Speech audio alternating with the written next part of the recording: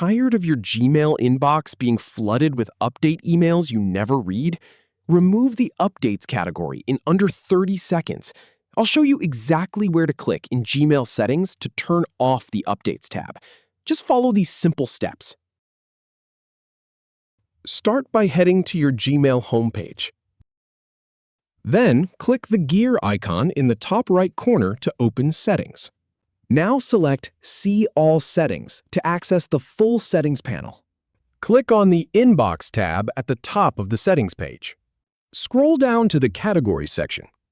Uncheck the box next to Updates to disable that category. Scroll to the bottom and click Save Changes to apply your setting. The Updates category will now disappear from your inbox. Thanks for watching. If you have any feedback or if any info is inaccurate, please leave a comment below. We'll do our best to answer or redo the video if needed. Thanks for watching.